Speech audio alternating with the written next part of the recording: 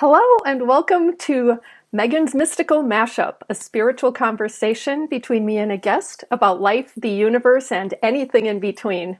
My name is Megan Rounds, spiritual connector, healer, energist, and founder of Mystical Mashup. Welcome to today's show.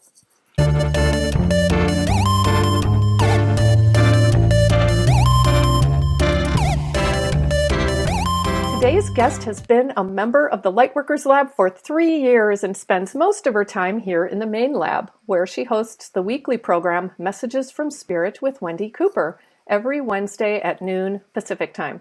She is a multidimensional medium, utilizing all of the clairs, energy healing, intuitive wellness, ET, and archangelic channeling.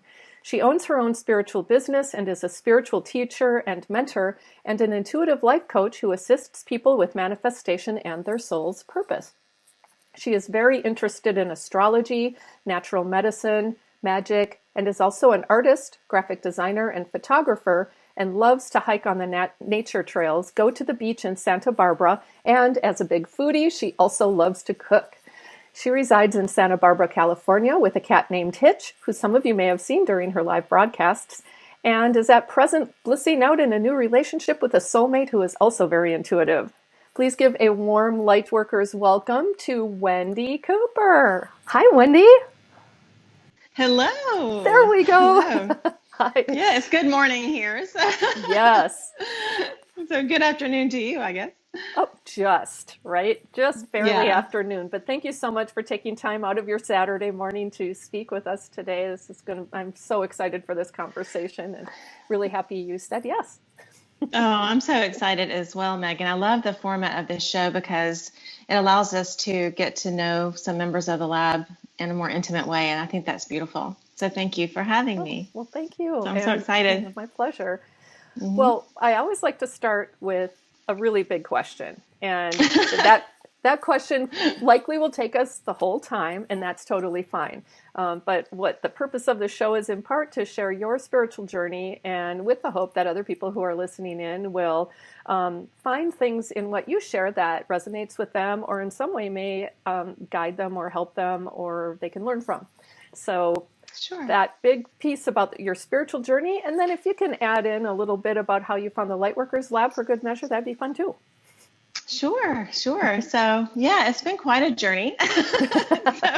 So just, stop me. I was thinking about this, because I've actually never really talked about my journey, but like so many of us, I grew up in a beautiful town in the South, Athens, Georgia. Oh. And I was very lucky. Yeah. Because it has like the University of Georgia is there, and there's a lot of culture, a lot of music, and a lot of art. So that was wonderful. But I grew up, my grandparents were in the Baptist church, and my other grandparents were in the Methodist church, and so I had grown up in a church, off and on. My parents were not huge. I mean, they went to church, I think, when I was little, more than they did when I was older. Mm. But when I was, when I went to the church, I did have, some wonderful experiences there. But even as a child, Megan, I felt intuitively that there was a piece missing. Mm. I felt that it was much more expansive and a little less judgmental than I was dealing with. And I knew that in my soul and my heart, even at age 7. But, I continued this study because I had always been very close to the spiritual world, even as a child, and very close to the natural world. I used to have, my mom has these pictures of me going out and sitting in trees and stuff and really enjoying the time to myself. And so I was developing this spirituality through other things beyond the church as I look back now. And I always knew, it was like I was always very close to Jesus, and I was very sensitive growing up as well to other people's feelings and that sort of thing. And I could pick up, I just kind of knew things, and I just thought I didn't know that was, we all do, but it was very highly developed. And, throughout the process, I can see where I shut it down over the years. And I guess by the time in my 20s, I really started studying well-being and in college, I studied comparative religion. And when I was studying the life of Buddha and the life of Jesus, I noticed that there was a parallel. And my big, I feel like I've been on this mission ever since I was a little girl. I was, on a mission to get to California from Georgia from the time I was very young. And I'm still sort of figuring out why I'm here. I think part of that was really finding my joy and with how it was set up with my parents, they allowed me a lot of freedom. They really did. And to explore. And so I think a lot of us believe that we chose our parents, and they really facilitated my explorations because I traveled a lot, and I'm a lifelong learner like many of us, and always curious. So that kind of set me up for having this open heart and being curious to things outside of the norm, even though I'm sort of like I think my family's been in Georgia since like before the Revolutionary War. And for me to leave, was quite a shock. And I think my family's still adjusting, to that, but it allowed me to get, sort of out of that bubble where, there's several, expectations and that sort of thing. So I've always been a very independent woman, as my mother says.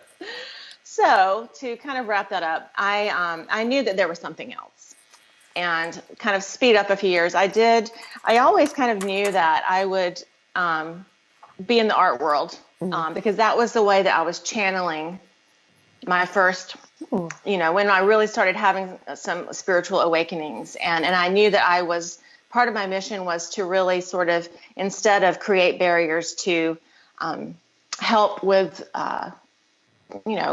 decreasing those barriers among people and, really that unity consciousness, even though I didn't have that terminology yet. I knew that, I was all about universal love and that sort of thing. And sort of really just spent the first, I think, 30 years of my life finding my footing. And finding, really experimenting with different and studying a lot to formulate my own belief system, what resonated with me. Since I'm a physical medium and an empath, that was easy for me to say, well, no, this doesn't feel good. And I was able to develop that even more and say, okay, well, then that means that, I can, send it love and, walk, it's refining what resonates with me.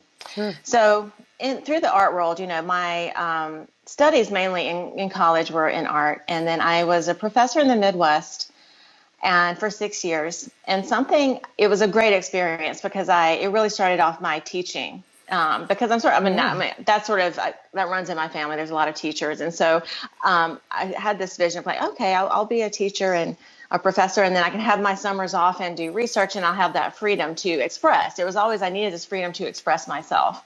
And I encourage all of you watching out there to, really express your uniqueness, because that's what this is all about. And I realized that my journey from Georgia all the way to the Midwest, then to California, was really about peeling off the layers and finding out my essence. And as a starseed that I found out through many, like the Akashic Records course with Lauren Antrofermo, that validated that on a huge level. And, I'll get to the Lightworkers Lab in a minute. I don't want to jump ahead too far. Take your time. But, so, there's definitely a sort of a mission involved life here. And then when I read Joseph Campbell's, we're listening to him about his hero's journey, and Carl Jung, the psychoanalyst, that part really got me. It was like, oh, the archetypes. And I was always interested in psychology. And I was like, okay, so now I can see like something about our psyche versus, our ego. Like Carl Jung really kind of split that up to the ego, the super ego, and then, our essence. Yeah. So I was like, okay, now this is resonating, and it's funny because archetypes are a big part of my work in the spiritual realm.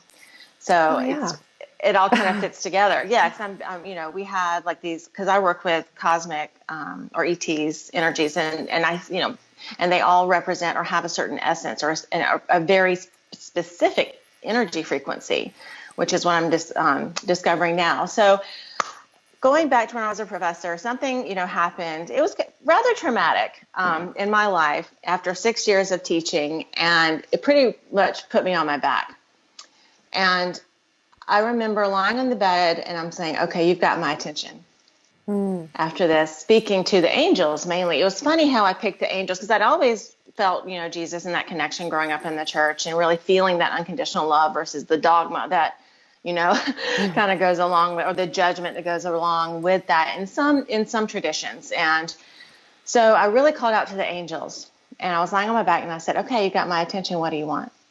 Because I was like, this is crazy what just happened, And so that's when and that was about 7 years ago. And I really started opening up in a big way because I was basically cracked wide open through what I saw then as a very traumatic situation that completely changed my life and turned me upside down. Was it a health thing or was it something? No, it was a relationship. It was my marriage. Yeah. And so it ended basically, and I won't go into the details of that, but it was very shocking. But now I know, and my intuition tells me, and my spirit guides have told me that was meant to be because, and I look back on it because if that hadn't happened, I would have accepted tenure and I would still be really basically not on my highest path. Yeah. So spirit intervened. As it's known to do. Yes, in a huge way.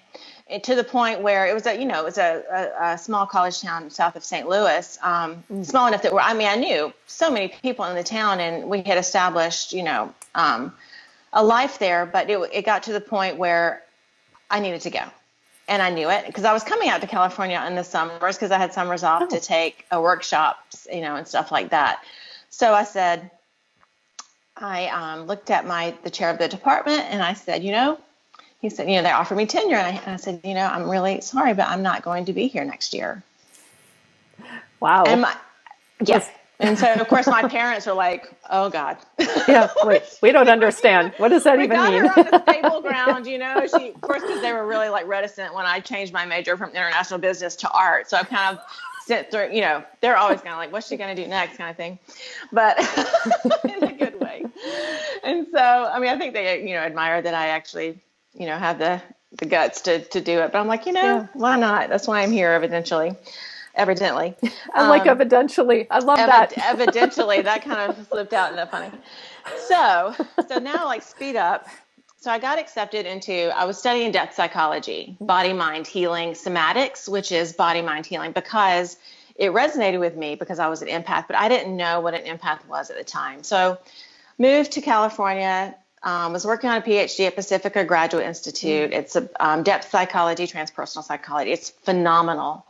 And everything that I learned there is really contributing to the work that I'm doing now with my clients. But so I got to California, and this is where the light workers, this is where the story starts, So I'm moving into my apartment. This was 5 years ago. And the woman who lived in the apartment next to me, so I'm unpacking my trunk. She walks up to me and introduces herself. She's like, hi, my name is Hillary. And I said, oh, nice to meet you. And this is my neighbor. And she looks at me and she goes, you're an empath. And it totally, I just every cell in my body just went, what? Because I was like, oh my goodness. And it was I instantly, without even really having that term brought up to me before, I knew what she was talking about.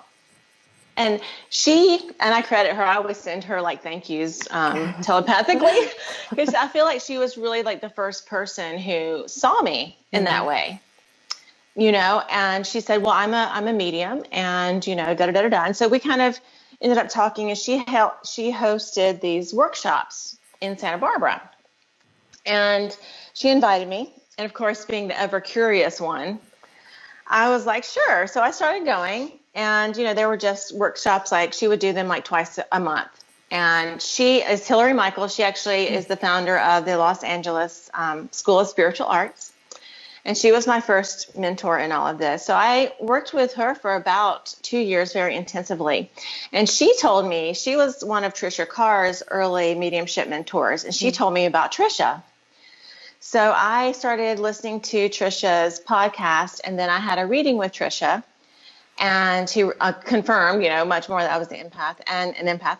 And she, I had a reading from her. Wait, did I just say that? I had a reading from her. And then she introduced me to the Lightworkers Lab.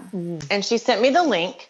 So I, of course, checked into it because all of this was really resonating more than I really knew at that time. but I knew it was something, because Spirit was leaving me those little breadcrumbs. Like, this is your path. Yeah. First it was a big, knocking you off the cliff. But then it was, after that, I was like, okay, it was an awakening, but I knew that the angels had my back. And through those, before I even got to California, I actually drove from Missouri to California. Hitch and I drove when I moved out here, really. And we got here on angel's wings. I always say that, because I look back at that time. I didn't know anybody out here, Megan, except for my professors. And I just kind of dropped it all and left.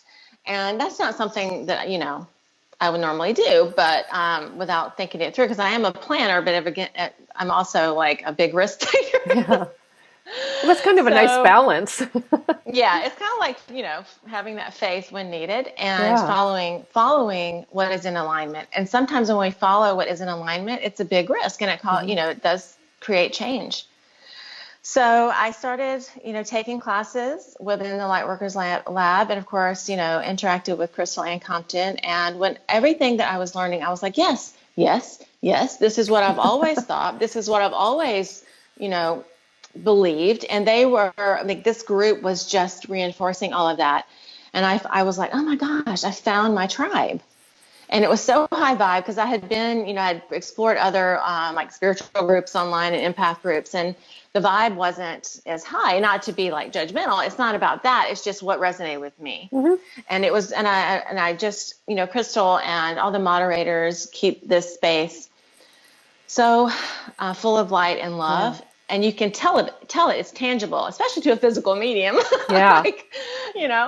And so I ended up taking the teacher's course, and I was still working full time. Like, I had a full time job that I had gotten out here to kind of, before I figured it out. So I'd started my spiritual business about 2 years ago officially, but I was still working.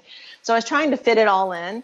And then I took that course. Then I took the intuitive intensive, which was amazing. Like, I had been studying mediumship being intuitive for 2 years and studying mediumship, but that class just really brought it all together and filled in all the pieces and inspired me to the point where I was like, okay, as a very, just starting out on this journey, and I was like, okay, well, this really, I felt supported. I felt like I had a family. I felt like I had people around me in the lab who were going through similar experiences, that we could understand each other. It was really amazing. And then I took the mediumship. Well, I got certified as a reader, and I took the intensive, certification course. And then I took the mediumship course, and then I took the business course. And through all of this, I was building this beautiful community. Yeah. And I have made so many wonderful friends, that are like family to me, that are all over the world, for one thing. It's incredible. Yep. And then I went for some miraculous turn of events, I got to go to the Bliss Retreat this past year. And that was I got to meet several people that I had befriended, in person, because I had never met Crystal in person. I got to meet Crystal in person. I got to meet Trisha in person. It was just like, whoa, And so I'm still like, peeling off the layers and learning. And so I had a major healing occurrence that happened there as well. Good. That really kind of was the impetus for another growth spurt. I've had like several, I feel, in the past 5 years. I'm like, okay, I need a break. But it's been wonderful. I mean, it's like, it was just kind of a quick up-leveling. Once I said yes, it was like, okay, well, all of this has to change. Of course, I'm learning about manifestation, and, I took Trisha's magic class, and in the business course, Crystal walks you through the envisioning. Mm-hmm. And so when I started envisioning, Megan, like, it was not too, like, 1 year I manifested everything that I had written down. Then I refined it, and I was like, okay, well, this needs to be refined. And then all changed immediately. So now I'm just sort of like, things keep manifesting. Yeah. And I'm just really practicing, staying in alignment and staying attuned to my heart. And when we do that, it's amazing. It does come, it just depends on where you're at, as far as the change part. But, and now, I'm a reader in the lab, and my business has taken off, and I've just been doing it for 2 years, and every day is a new adventure. what I'm trying to really, learn is like structure. But anyway, that's sort of not a really brief summary, but a summary of that. So, but and then if you have any questions, I can fill in. But Oh, I do. okay, wonderful, yay! Thank you for sharing that. Just a really wonderfully articulated story for one thing, but just fascinating, all of the twists and turns that you've experienced. The wake up call is really interesting to me because it seems like you were just kind of going along and everything was fine, and then all of a sudden there was a change. Huge. And that you knew to ask, what are they trying to tell you? What do they want from you? Was, I think, a really big deal, because sometimes people just kind of fall into despair when things like that happen, and they'll get to the point where they're asking that questions. But not only did you ask the question, you listened. And that must have been really challenging, especially since you were in an established career and on your path towards an even more established career, to have made that change. Like you said, it kind of aligns with your risk-taking aspects of things, but still, that's a big leap. And I think it's really inspiring to hear that you had listened and taken that leap, and how well it's turning out for you as a result. So there's all kinds of things that I have questions about. One that's coming to mind is, you had mentioned your family a couple of different times. Are they aware of your gifts, of your spiritual business and things like that? Great question. Excuse me, my spirit guides are here. I'm getting my eyes water when there's a lot of energy, so I'm not crying. Well, they're happy tears.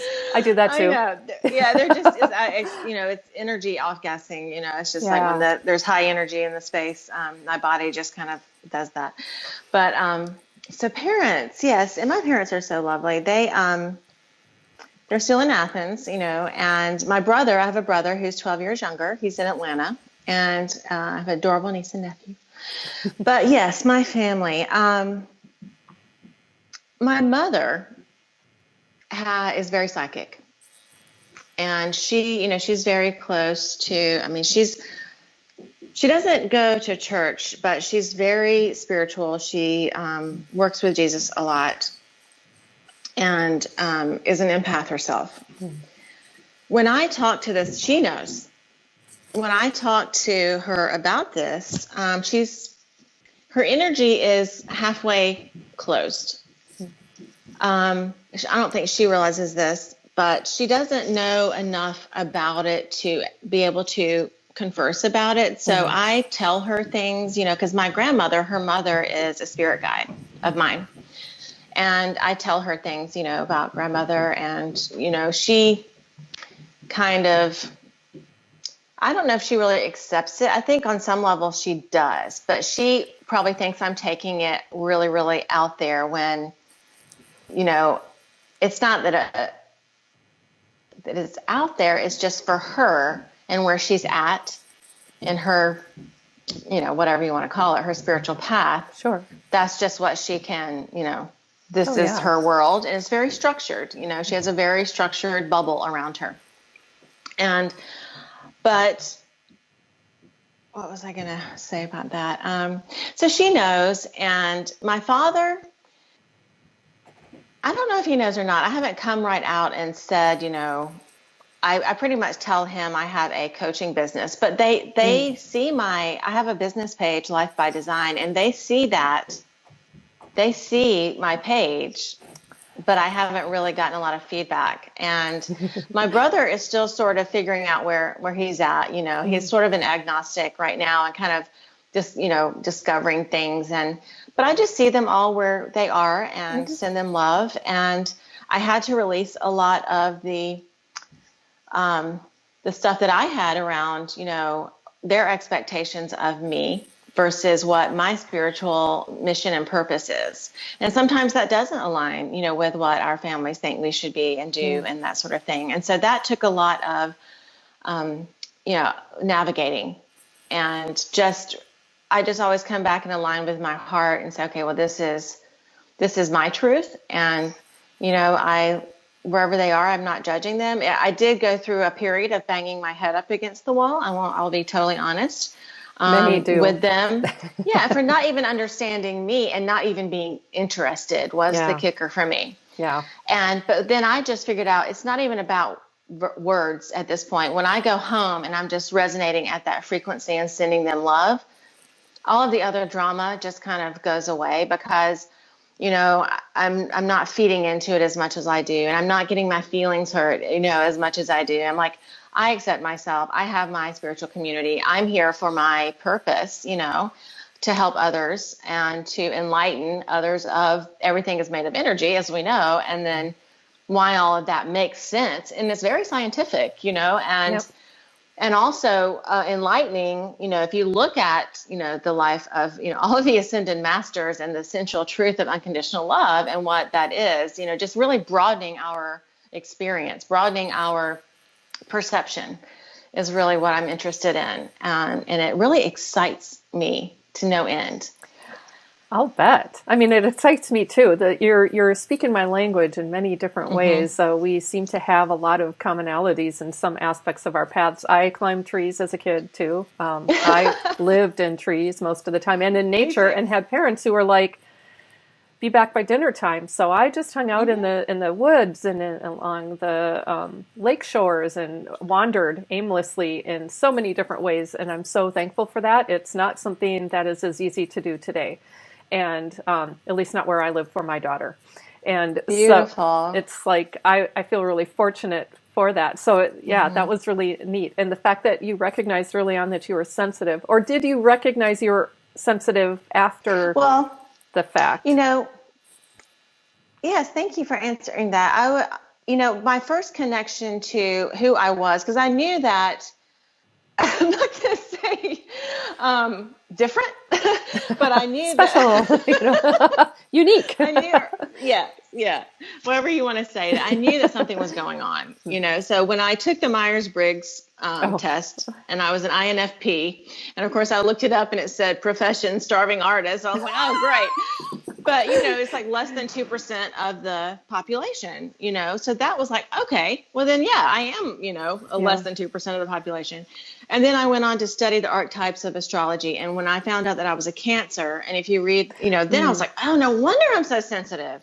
So I kind of put it in that framework Sure. first. And then when I started learning more about psychic and mediumship abilities and what those are and all of the clairs, and going, oh, that's what that is. Yeah. Really recognizing this information and how it was coming through and utilizing it and practicing it, that really, and knowing what an empath was, that was huge. I Same remember when here. I first, I had my aura was like, I was reaching into other people's energy with my sympathy and my empathy versus knowing how to channel that energy and send it out with my heart so I'm not depleting myself. I was, I went through a codependent, relationship after college just because, I was mixing up love versus caring about someone in an empathic way. And, I know I had probably like holes in my aura because I was just reaching all, I was concerned about everybody else but Wendy. Yeah. Now, being an empath is a gift, being a Yes, it is. healer. And I've always, known, like channel that energy somehow that we are receiving and knowing how to return or, checking in with ourselves on a daily, if not hourly basis of where I'm at going, whoa, I just felt something. Is this mine? Yeah. No, Seriously, it's not mine. that is the most important question an empath can ask. Yes, it's so true. And because we are like, especially if you're like, like you are and I are, we're just so, we know that we're just picking it up so easily now that we've even developed even further the psychic information or the intuitive information, and really checking in and saying, okay, I feel sad. Why am I feeling sad? And then going, okay, is this my return? And then returning to sender with love, no matter where it came from, because I figured out normally I'm a pretty happy person. Yes, And I was exactly. taking on all of this stuff. And I was just like, okay. And that is so telling, Megan, of a purpose of a healer. Like we're like, oh, your knee's hurting. not taking it on, but sending, channeling the healing energy out to them. Like, in Reiki, they teach you, we are as a Reiki master, I'm a channel. I'm not healing. I mean, because that way I would be depleting myself. Right. It's coming through me, and I also get a healing, Yes. which is like, hello. Awesome benefit of Reiki for sure. Yeah. And I've even taken that step further. When we're triggered by a person, it's an opportunity for a healing for both parties, because that's why it's coming up. Yeah. To look, even look at it, recognize it, and sending it love. It's just amazing what we can do with energy. We are the medium. I mean, we are the humans, we're vertical from heaven to earth. We are the medium. And so we're powerful, and we are the energy transmuters. We are powerful, especially, if our mission as a light worker, we have that built into us.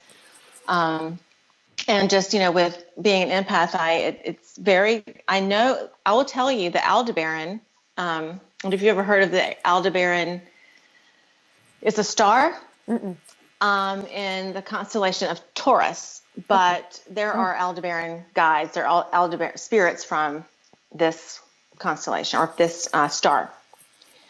And the Aldebaran guide came to me and taught me even more how to be that compassionate witness. Ooh.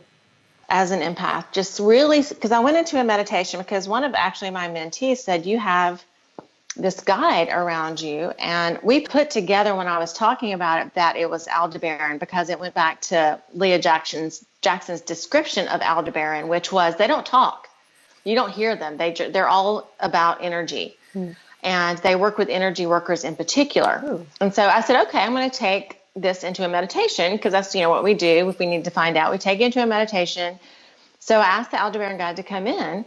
And when I went into meditation, it took me to the dark side of the moon. So I was looking at the dark side of the moon, with the moon in front of me and the earth in the distance, and just sending the earth so much love. And I was removed from it in this creator almost perspective, looking at the world. And I was just like, oh, and it's just all of this love for the planet Earth and humanity just came flooding through me. And so I got what it did for me, that vibration where I went to that point of the compassionate witness, is it enabled me to distance myself from the feeling that I'm getting as an empath, distance myself, breathe through it, get it out of my body if there's anything that I did pick up, sending it, channeling golden light, sending it outward, and then just holding space for the client or the person or the person I'm reading, or whatever situation it is, if it's my brother or whatever, Sure. Just holding that space and not absorbing it is, as you probably know, our biggest lesson. Yes. It's been a life journey for me too. Well, ever since I learned I was an empath, which came similarly to yours, but they didn't say I was an empath. They said I was an emotional sponge. And that was the big gong in my head. And I'm like, that makes perfect sense. And then I found the term empath, and then it's just been ever since, learning more about it and really learning. I think I'm at the stage now of taking it in and really playing with it internally around, how do I not own this energy that I've always, for most of my life, thought was mine? And how do I really distinguish between those things?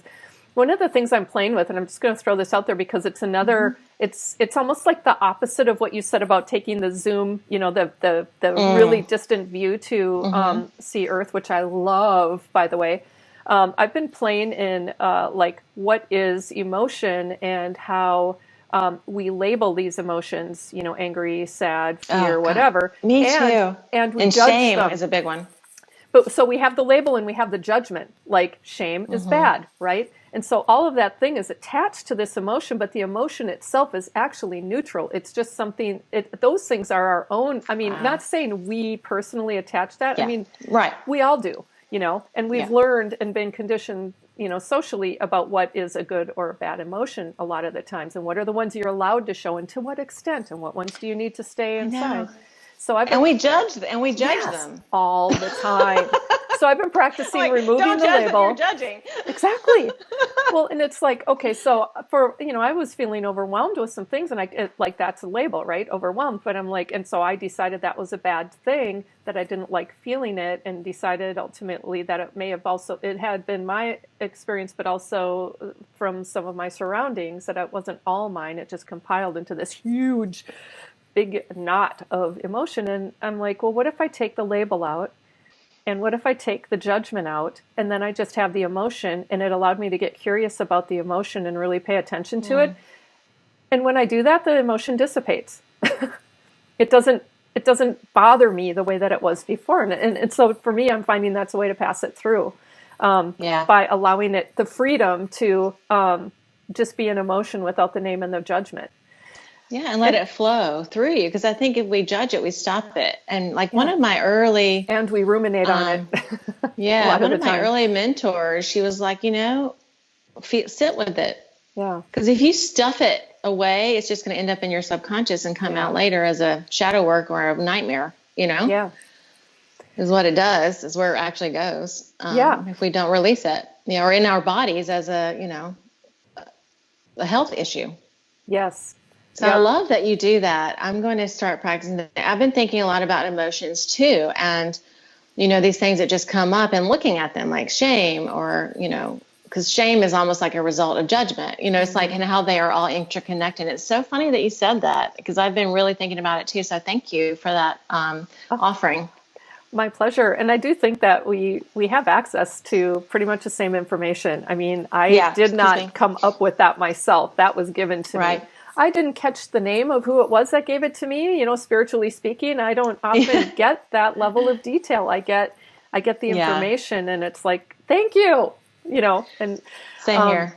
And I find that there are certain people who tend to tap into the same information at around the same time, which I just think is so cool. I love when that happens. I know. It happens to me all the time. I'll be thinking about something, and then Trisha will talk about it. Yeah. Or somebody else in the lab will or Chris, it's so funny. I'm like, we're working in the 5D or above together. It's just amazing to me, and really quite thrilling, to be honest. But, I agree. And when we were talking about, the nature, and you're being out in nature too, and part of my Starseed mission is all of us really is to help, Mother Earth and Gaia. And so that has always been with me, because I've always been really into environmentalism and serving in different ways. But now it's just, really channeling this energy and showing gratitude to Gaia, and working with Gaia to manifest and to raise the vibration of the earth. Yeah. And I do believe that's a big part of why many of us are here. It may not be the very specific thing we're doing, but it certainly has a peripheral effect. Right. It's expressed in so many different beautiful ways of how we're all doing it, Yeah. So I wanted to ask you a little bit about starseed. For those who aren't familiar with that term, what does it mean? Sorry. Oh, no, that's okay. I gotta figure out. I don't get it. Let me see if I can. Well, and if you're able to articulate it, it may not be something easy to articulate. Well, sure. I get that. Well, no, it is. I mean, it's basically, beings who are here from different dimensions. Originally, we're not originally from the planet Earth, but we have an affinity for planet Earth. But we are from another dimension, or another star system, if you will. And come here to Earth for that mission. We have a mission as a starseed. It's basically unconditional love and raising the frequency and helping the planet, because there have been, with the third dimensional reality, and with free will, there have been some things throughout history where, unconditional love and empathy was not the norm. And you can look at it right now. I mean, even though, as I've heard in the lab, that if you actually measure the frequency of the earth, it's rising, which I believe that for sure, because more and more star seeds, or more and more high vibrational beings who are not originally from the planet Earth, are coming here to assist that, as well as to help heal the light grid around the earth, and bring back, from my understanding and my intuition, we're here to bring back empathy. Specifically, and I love how this is wrapping around back to that word empathy and unconditional love, and that frequency. Yes. And making because in energy science, as we all talk about, when we bring the higher frequency in, the lower frequency rises up to that Yeah. level. Which I love how that happens. It's like you don't really have to do Oh, anything with the lower vibrations. Just focus on the higher vibration and raising, and everything naturally raises yes. as well. I have to say that your description of the star seed is wonderful, and I keep getting the, let's say it's, I don't know if it's an analogy or a metaphor. I'd say maybe an analogy of Men in Black. If you've ever seen, and those dudes who are all walking around, and it's like, I knew my fifth grade teacher, I know.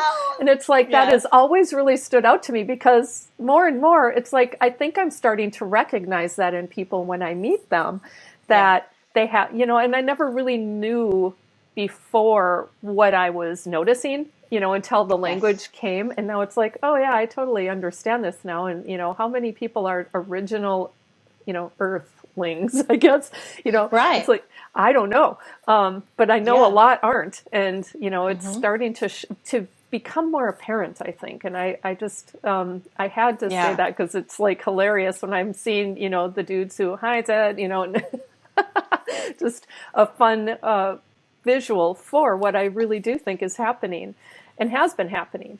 There was another thing. Oh, empathy. The word I find it really interesting. I have a daughter who's in junior high school, and even in elementary school, the big emphasis is on teaching empathy. And, yeah, I've seen some of that on Facebook. For different schools teaching that. well, I think it's great, except for any kids who are empaths who don't know it. And so Oh, yeah.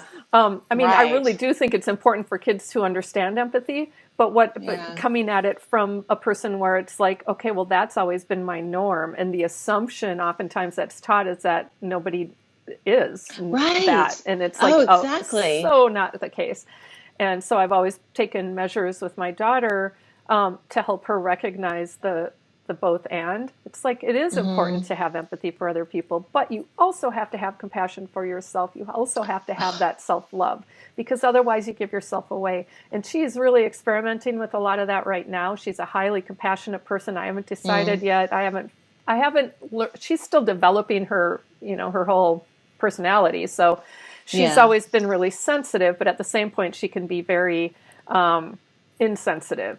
But now she's really being this compassionate person. She goes for the people who are struggling or challenged, who may be feeling isolated or alone, and those are telltale signs to me. And it's like, okay, just remember who you are, honey. Stay centered. And I just find it. But I think it's really important for empathy to be a part of the language in a way that it really hadn't been. Certainly, when I was growing up, I don't think I ever even heard that language until I was in college, and then it was like, oh, sympathy and empathy are not the same thing. Nobody really even used that word. Our culture is before. so about. Our culture is just about almost the opposite, competitiveness. And individualist. And, yes. And I do think that's there. And I also think that because of the starseed connection, especially, that there are a lot of people who aren't that, and it's just they're not getting into the news, Right. And totally. Because there's this whole cycle around perpetuating drama because of all of those structures and things in our society that have been set up to perpetuate it. And I also see that stuff changing, but I think it's actually a really fascinating time to be here, alive, because of all of we're here to see the shift, I think, and it's fun. Not always fun, but it is exciting. I know, right? It's work. I mean, it's really being conscious, but I love what you said about, just setting that intention and sending it love with the energy, and you don't even have to do anything sometimes. Just it, like when you have the energy, right? You raise the energy, and you're operating from that high vibration and love, then it has a way to just it trickles down and it just switches everything, that's involved with whatever you're dealing with that you're having to, transmute. Yeah. But I love that. Thank you. I have to say it sounds a lot easier than I think it is. And you may have found that too, that sometimes there are Oh people where yeah. it's like everything is focused on being positive, but those other thoughts still come Uh-uh. trickling in. It's Oh not like yeah. they go away. I mean, they do eventually fade, I think, but only once we allow them in and work through them, I think. And Well, yeah, part of the healing process is letting these emotions come up, yeah, and facing just them. looking at where they come. And so we can heal ourselves when we know we're like, oh, this is tapping in on this abandoned child, archetype Yeah. that I've developed, and I'm like, okay, and this has come up for me. This is a real thing. I'm like, oh, what is this triggering in me? I'm like, oh, this person is triggering the abandoned child in me, emotionally abandonment. And I'm like, okay, I see you.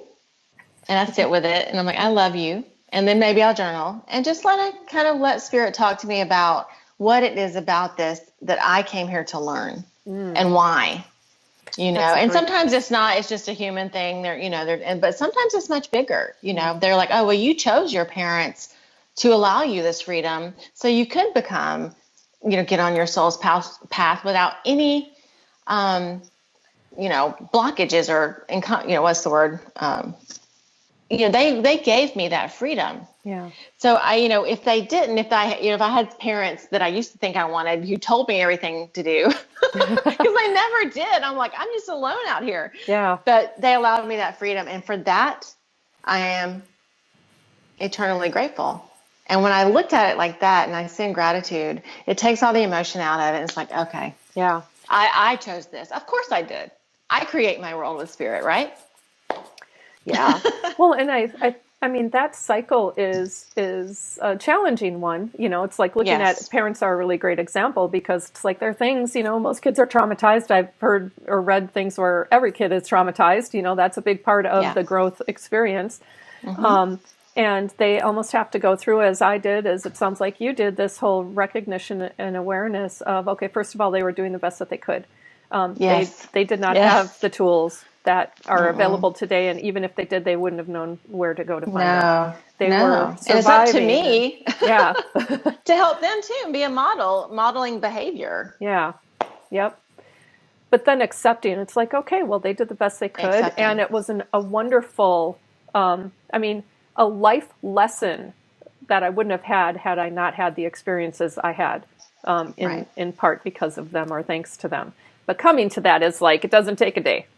No, it doesn't. And it No. also, in that too, it increases your compassion Yeah. in that process. Well, and then you You can know, start to see it in other it people took as me well. 10 years to work out stuff. Oh Yeah. gosh, it's been all my life. But I finally worked out, it may come up again, but I did a huge amount in the last 2 years with all of that. And, I just see them with so much love. And they just had their 50th anniversary. Oh, So yeah. Happy anniversary, Mom and Dad. that's wonderful. Yeah, I my feel like I'm parents. on NBC, The Tonight Show. Hi, Mom. Hi, Dad. No, I'm kidding. Well, if they happen to watch it, hello, thanks for watching. Yeah. Actually, I think I will extend that because I've never told them my story. They've never asked. Oh, They know my story, but they've never seen it from my perspective. yes, and I think that's a really, really important and enlightening thing. It's Yes, like that's why I love hearing everybody's stories. Everybody has a story, and I it's know. and they're all amazing and unique and fascinating. And well, I can just say thank you for sharing yours. Yes. Believe it or not, we have 2 minutes until top of Ah, the hour. oh, it's No, so much fun, Megan. Thank you so much. well, thank you. I really appreciate again your sharing this story with us, Wendy. And I wish you all the best. I know that good things are coming your way and have been, and I just send loving wishes for that to continue far Oh, into the future. yeah. And Thank you. well, sure. Well, thanks again. Thanks, everyone. And I wish you all a magical, mystical weekend. Take care.